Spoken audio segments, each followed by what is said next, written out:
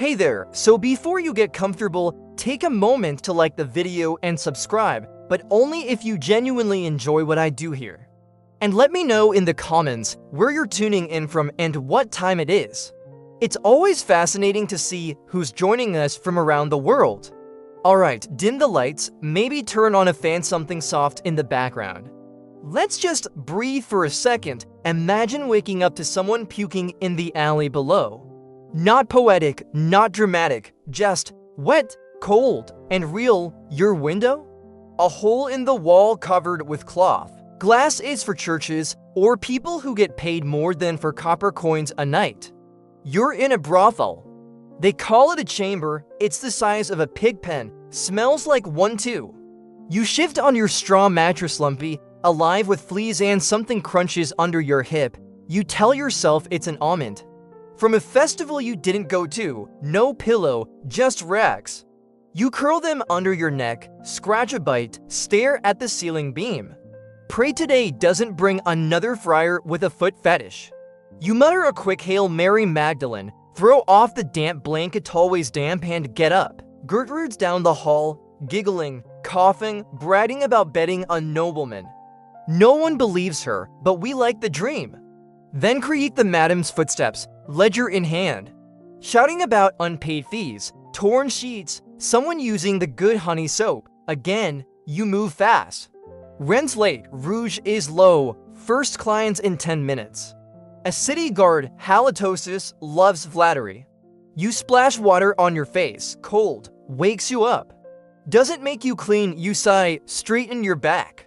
Whisper, another glorious day in paradise, and just like that, the shift begins. Now, let's drift, far from this damp room, to Persia, where scent wasn't luxury, it was soul. They didn't wear perfume. They lived in it, rosewater in the baths, saffron in the mosques. Letters sealed with amber-scented wax, so the words carried a whisper of the sender. Avisalavicena, he cracked the code. Steam distillation pulled the very essence from a rose. Called it Golab, rose water, so pure they said it held the breath of paradise. Perfumers' zatters weren't just makers. They were poets, alchemists. You'd say, make me a scent for forgetting, and they'd disappear behind a curtain. Return with a vial that didn't just smell divine, it felt like one. In the bazaars, you didn't buy perfume, you bought a story. This one, the vendor says, is the scent of a lover's first kiss. You test it. Fan it, and for a second, the world smells like hope. That legacy, it never died, it just lingered, now further north. To Kiev and Rus, forests, rivers, thunder gods, before Christianity, before cathedrals. There was Olga, her husband Prince Igor was torn apart by bent birch trees. The Drevlians did it, then sent envoys, said, marry our prince. Be at peace. She smiled, invited them to bathe, burned them alive in the bathhouse, sent a second delegation, slaughtered them at a feast, then birds. She asked the city to send her 3 pigeons, 3 sparrows from each home. A token of peace, they did. She tied burning sulfur to their legs. They flew home, the city burned. Olga didn't just avenge. She annihilated, and then she ruled. Built a tax system, created bureaucracy. Traveled to Constantinople, Emperor Constantine proposed marriage. She said yes on one condition, she must be baptized first. He agreed. Then, when he pressed again, she smiled. You are now my godfather. To marry you would be spiritual incest. He was stunned. She walked away baptized, unbowed, brilliant. First Christian ruler of Rus. But her son? Sviatoslav mocked her faith. I do not understand it, he said. Let others laugh at me. She didn't force him. She waited, planted seeds, and when her grandson Vladimir came to power, he chose orthodoxy not because of a miracle, because he saw the power of it, sent envoys, Islam, no wine. He said, we cannot live like that. Latin Christians, no beauty. Jews?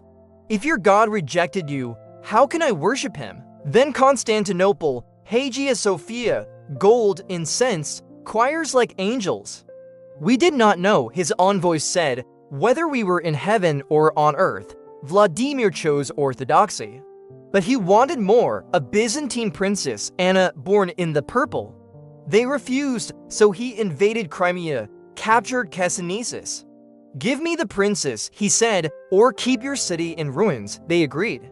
On one condition, he must be baptized first. He was.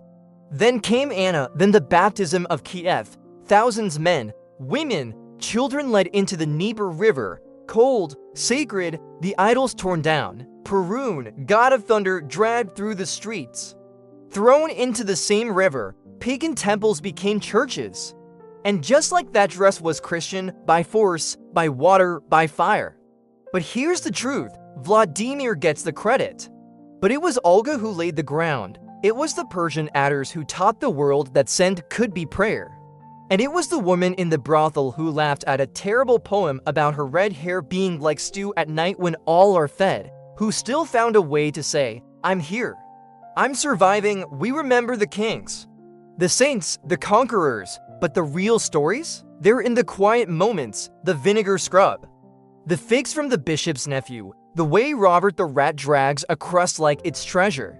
So yeah, this isn't just history, it's people, real, raw, still whispering through time. And if you're still here listening, then you're part of it too, you know?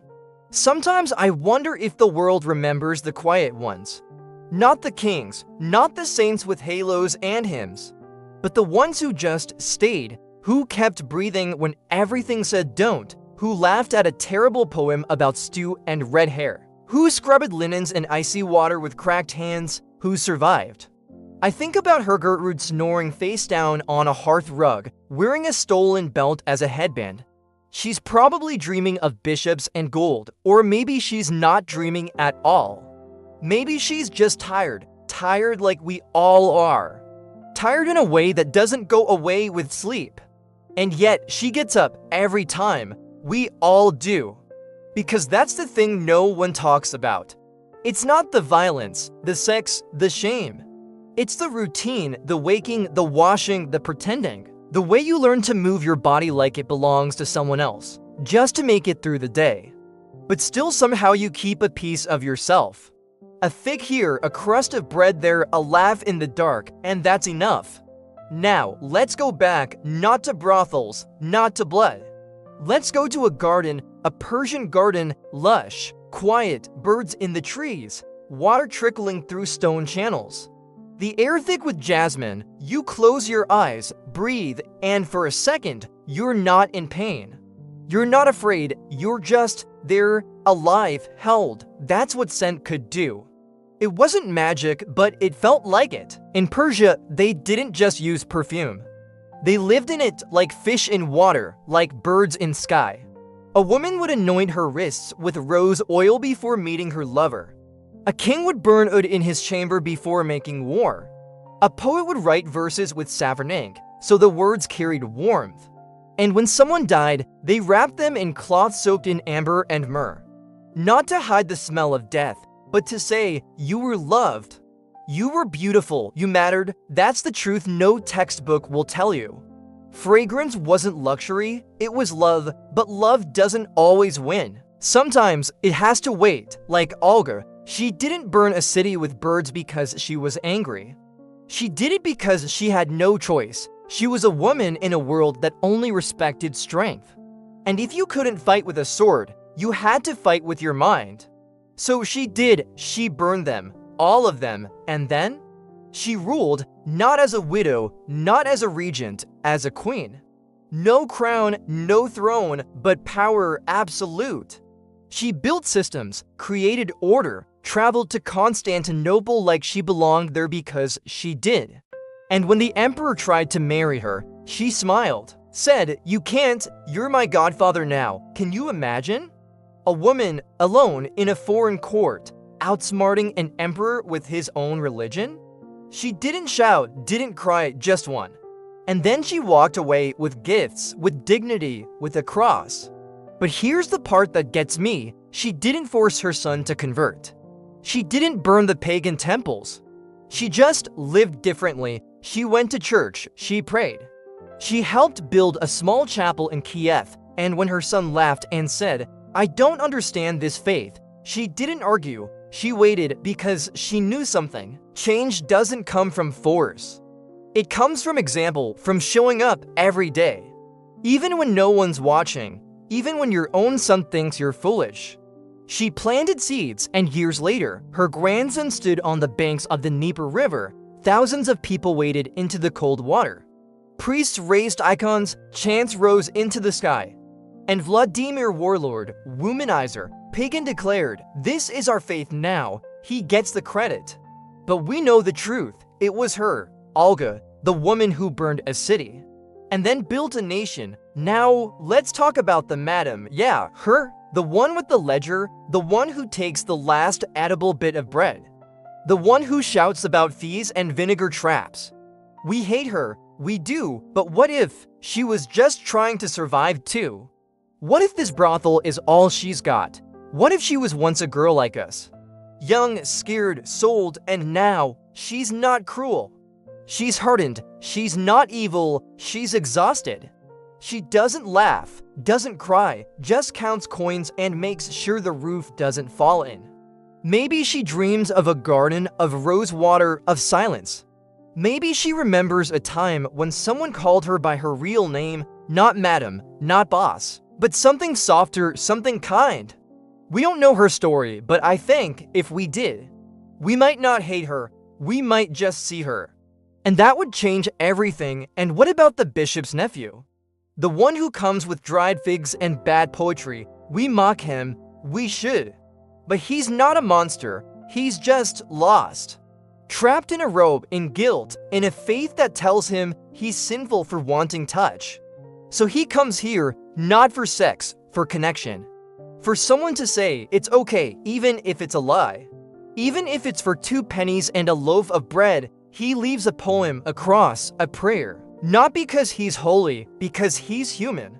And maybe, just maybe, he hopes that one day, someone will read his terrible verse and say, "I see you," and for a second, he won't feel alone. You know, I used to think survival was about enduring. But it's not. It's about choosing, every day, to get up, to wash your face, to smile at a client you want to punch, to eat a fig that's older than you, to laugh when the world says cry. That's the real victory. Not the kings, not the saints, but the woman who, after 14 clients, a vinegar scrub, and a knight named Sir Gilbert the Moist, still finds a way to say, "I'm still here," and that's a miracle. So here we are, in a brothel, in a garden, on a riverbank, in the mind of a queen, in the heart of a sinner, in the silence between breaths. We are all just trying to make it through the night. Some with fire, some with scent, some with a fig and a laugh. But we're all here, and if you're listening, then you're part of it too, not as a spectator, as a witness, and sometimes. That's the most sacred thing of all. So go ahead, light a candle, say a prayer, burn some rose water. Or just sit, breathe, and remember, you're not alone. The world is full of ghosts. And they're all whispering, keep going. You know, sometimes I think about what happens to a person when no one sees them. Not in the dramatic way, no one dying alone, or anything like that, but the small things. The woman who scrubs linens in icy water and hums a tune no one hears. The man who writes terrible poetry and burns it before anyone can read it. The girl who ties her hair with a ribbon that used to be white. We spend so much of our lives being seen performing, pretending, surviving, but what about the moments when we're not? When the candle goes out, when the door closes, when the last client leaves and you're finally alone. That's when you remember you're still here, not the role, not the smile, not the name they call you, and it's terrifying and beautiful. I wonder if Olga ever had those moments. After the birds, after the fire, after she outsmarted an emperor with a single sentence. Did she ever sit in her chamber late at night and just breathe? Did she look at her hands that had signed treaties, held a cross, tied sulfur to birds and think, what have I become? Or maybe, what have I always been? She didn't cry in the chronicles. She didn't falter. She didn't beg, but I think she must have been tired. Not just physically, that kind of exhaustion you can sleep off, but the kind that settles in your bones, the kind that comes from carrying the weight of a nation on your shoulders when no one believes you can. She didn't have a husband, didn't have a lover, didn't even have a friend, not really. Just power and silence and a vision no one else could see. But still she kept going. Because someone had to, and you know what's wild? She didn't even get to see it, the churches, the baptisms. The moment her grandson stood on the banks of the Dnieper and said, "This is our faith now," she died before it happened. She planted the seeds, watered them, protected them. And then she was gone. No parade, no statue. No one singing her name, just a quiet burial, a cross, a prayer. And years later, centuries later, people like me sit in the dark and tell her story like it matters. Because it does, because she was the one who held the line. When everyone expected her to break, when everyone thought she'd burn out. She didn't, she burned them, and then she built. Now, let's talk about the smell of rain. Not the storm, not the thunder, just the moment before it falls. When the air changes, when the world holds its breath. That's what Persian perfume was. Not the splash of rose water, not the incense in the mosque, but the before, the anticipation, the whisper of something sacred about to happen. You'd walk into a garden in Shiraz and the scent would hit you like a memory, like you'd been there before. Like you belonged, and that was the point. Fragrance wasn't just about smelling good, it was about feeling known. Like the universe leaned in and said, there you are. That's why they didn't write down the recipes. Because you can't write down a feeling. You can only live it, pass it on, bottle it if you're lucky, and hope someone someday opens it and remembers. I think about the adders, those perfumers working in their little workshops, surrounded by glass and steam and silence. No one knew their names, no one carved them into stone. But their hands, those hands pulled heaven out of a flower. And not just any flower, the Damascus rose. Grown in the mountains, picked at dawn, steeped in history. They load the petals into copper stills, heat them slow, catch the vapor like it was gold, and from that gold lab rose water. So pure, they said it could heal the soul. So precious, a single vial could buy a house. And yet some of it was given away, to guests, to the poor. To lovers who couldn't afford jewels, because beauty in Persia wasn't just for the rich. It was for everyone, even if you lived in a hut with a dirt floor. Even if you'd never seen a palace, you could still smell like paradise. And for a moment, you were in paradise. Now back to the brothel. Gertrude's snoring has stopped. Beatrice is awake, picking lice out of her bodice like it's her job. Marjorie's gone, probably with the cooper who sings off-key. The madam's counting coins again, and me, I'm sitting by the window. It's not glass, just cloth, but I push it aside. The sky is that bruised purple color again, the kind that means night is winning.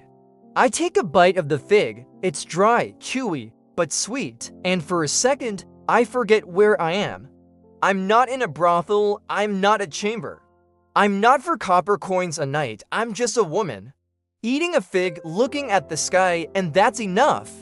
I think about the bishop's nephew. Not the guilt, not the wine, not the poetry, but the gift. He didn't have to bring anything, he could have just come, done what he came for, and left. But he brought figs and a poem and a cross. Because somewhere, beneath all that shame and fear, he wanted to be kind. He wanted to say, I see you, even if he didn't know how. Even if he got it wrong, but still, he tried. And maybe that's all any of us can do. Try, show up, leave a fig, a poem, a coin, something small, something human. And what about Sir Gilbert the Moist? Yeah, him, the knight in rusty armor who tripped over his own sword. Who paid in gold and herbs he probably stole from a garden. Who wanted to be called Sir Gilbert the Moist like it was a title. We laughed at him. We should have. But you know what? He believed in the story. Not the roleplay, not the feathers, but the idea of being a knight. Of rescuing someone, of being the hero, maybe in his life, he was just a squire, or a stable boy, or a man no one noticed. But here, for one night, he got to be Sir Gilbert, and he bowed. And he left with his head high, even if he tripped on the curtain. Even if we laughed, he felt like a hero, and isn't that worth something? I think about Robert the Rat, yeah, him. Scar on his left eye, drags crusts like treasure. He's not cute, he's not noble, but he's alive, and he's here. And he doesn't care what I do for a living. He doesn't judge me, he just wants a crumb. And when I toss it, he takes it like it's a crown. No shame, no guilt, just hunger and gratitude. Sometimes I think Robert's got it figured out better than any of us. Eat when you can, sleep when you can, take what's offered. And don't apologize for surviving, you know? I used to think dignity was something you were born with, like a name or a title, but I don't think that anymore. I think dignity is something you build. Brick by brick, crumb by crumb, laugh by laugh. It's the fig you save for later. It's the poem you burn with a smile.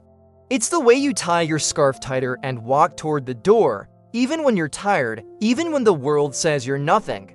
You keep going, not because you're strong, but because you choose to be, and that's the real miracle. So here we are in a brothel, in a garden, on a riverbank, in the mind of a queen. In the heart of a sinner, in the silence between breaths. We are all just trying to make it through the night. Some with fire, some with scent, some with a fig and a laugh. But we're all here, and if you're listening, then you're part of it too, not as a spectator, as a witness, and sometimes that's the most sacred thing of all. So go ahead, light a candle, say a prayer, burn some rose water, or just sit, breathe, and remember, you're not alone, the world is full of ghosts. And they're all whispering, keep going. You know, I used to think power looked like a crown, or a sword, or a man on a horse shouting orders. But after everything I've seen, power looks like a woman sitting by a cold hearth, deciding not to burn. Olga didn't light the fire that night. Not with birds, not with sulfur, not with rage. She lit it with silence, with waiting, with showing up, day after day, even when her son mocked her faith, even when the world said, you're just a widow. Step aside, but she didn't, she ruled. Not from a throne, from a ledger, from a letter. From a decision to build instead of burn, and that's the real power. Not the fire, the choice not to use it. I think about the vinegar, yeah, that vinegar. The one Gertrude screams into every time the itch comes back. We all know it's not just vinegar, it's shame, it's fear. It's the price of surviving in a world that calls you dirty while paying you in coins. But still she sits there, legs apart, face red, humming like she's on a parade, and when it burns, she doesn't cry, she laughs, and we all know why. Because if she cries, she breaks, and if she breaks, what's left? So she laughs, and we laugh with her, because sometimes the only way to survive pain is to make it a joke. Even when it's not funny, even when it's eating you alive. You know what's wild? The merchant came back. The one with the velvet coat and the perfume that couldn't hide the rot. He didn't want feathers this time, he wanted to talk. Sat on the edge of the bed, boots on the floor, hands shaking. Said his wife died, said he hadn't told anyone. Said he came here because it was the only place he didn't have to pretend. I didn't touch him, just sat across the room eating a fig, and he talked. About her hair, her laugh, how she used to sing in the bath. And when he cried, I didn't look away.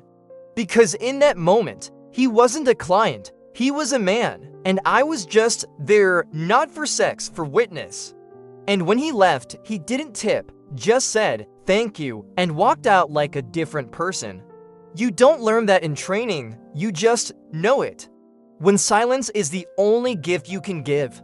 I wonder if Vladimir ever sat alone after the baptisms, after the idols were thrown into the river, after he married the princess and built the churches. Did he ever look at his hands that once held a sword, now holding a cross, and wonder, what have I done? Not because he regretted it, but because he knew.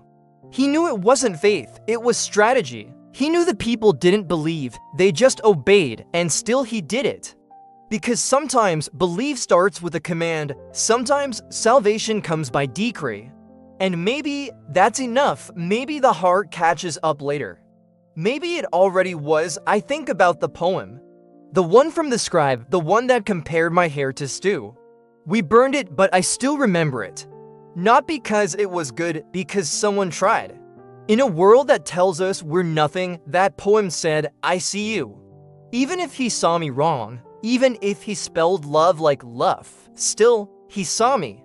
And that's rare, that's sacred. And Robert the Rat, yeah, him, I caught him the other night.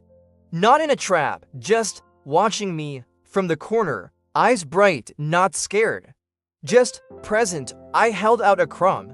He didn't come, but he didn't run, we just looked at each other like to survivors, to ghosts, to people who live in the dark and still find a way to eat. I let him go, didn't set the vinegar trap. Because sometimes you don't have to win. Sometimes you just have to coexist, and that's its own kind of peace. You know what the madam did yesterday? She gave Gertrude a new ribbon, not for her hair, for her wrist. Said, you've earned it, no one said anything. But we all saw, and for a second, the room wasn't a brothel. It was a home, fragile, broken, but real, and the madam, she didn't smile. But her voice was soft, and that was enough. Because even the hardest hearts can crack. And when they do, light gets in. I think about the bishop's nephew. Not the guilt, not the wine, but the cross, he left it behind. Not on the table, under my pillow. Like he knew I'd need it, like he knew I'd keep it. And I did, I still do. I don't pray, but sometimes I hold it. And for a second, I don't feel like a chamber. I feel like a person, and that's everything. And the night? Sir Gilbert the Moist, he came back, brought a real sword this time, dull, rusty, probably couldn't cut butter. But he bowed, called me Lady of the Hearth. Paid in silver, left a feather on the bed. I kept it. Not because it's valuable, because someone believed in the story. Even when it was stupid, even when it made no sense, he believed. And in a world that tells us we're nothing, belief is everything, you know? I used to think dignity was something you lost, like virginity, like a name, but I don't think that anymore. I think dignity is something you reclaim every time you get up. Every time you smile when you want to scream. Every time you eat a fig and say, this is enough, it's in the vinegar scrub. In the stolen crust, in the poem that burns. In the rat that trusts you. In the cross under your pillow, dignity isn't given. It's taken back piece by piece. Crumb by crumb, so here we are in a brothel, in a garden. On a riverbank, in the mind of a queen. In the heart of a sinner, in the silence between breaths, we are all just trying to make it through the night. Some with fire, some with scent, some with a fig and a laugh. But we're all here, and if you're listening, then you're part of it too, not as a spectator, as a witness, and sometimes that's the most sacred thing of all. So go ahead, light a candle, say a prayer, burn some rose water, or just sit, breathe, and remember. You're not alone, the world is full of ghosts. And they're all whispering, keep going.